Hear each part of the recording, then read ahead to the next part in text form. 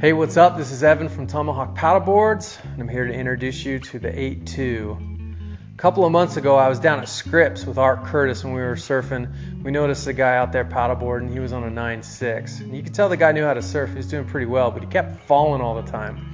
So Art and I, we paddled up to him and started talking to him. His name was Jason. And Jason said he'd been surfing for about a year and that he was really enjoying it, but he said he still liked shortboarding more. So I encouraged him to trade boards with Art.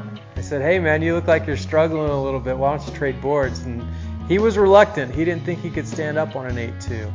So he traded, and he went outside the waves a little bit and paddled around, got the feel of the board, got used to it. And after 2 or 3 minutes, he started taking off on waves. And he caught a few waves, and Art and I kind of looked at each other after about the 3rd or 4th wave, and we could tell that something had changed in the way he was surfing.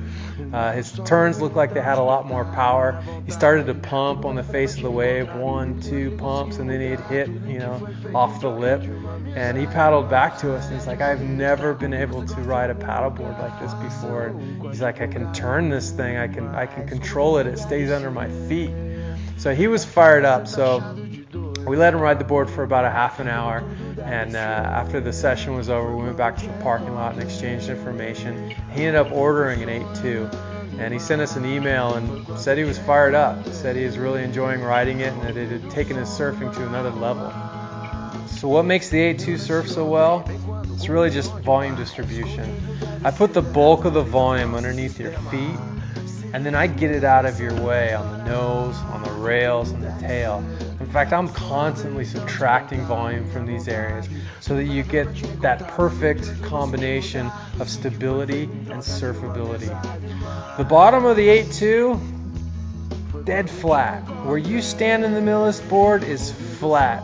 And then as it gets into the hips and towards the tail, it works its way into a V double concave combination. And it works really well. This board surfs rail to rail effortlessly. And then the rocker of the board. The rocker makes this thing paddle fast.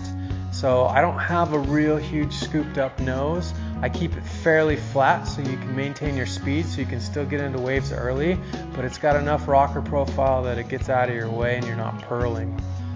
For fins, it comes with 5 fin boxes. You can set it up in a number of ways.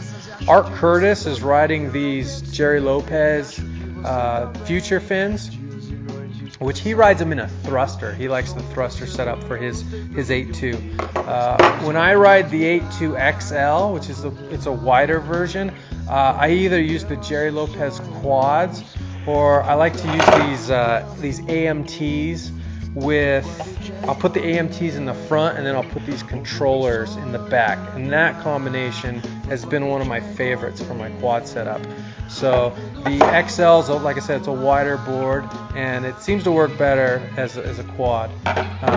So play with fins, you'll find out what works best for you. So that's the 8-2. It's a great board, it's a lot of fun. Try one out, and then give me a call and let me know what you think.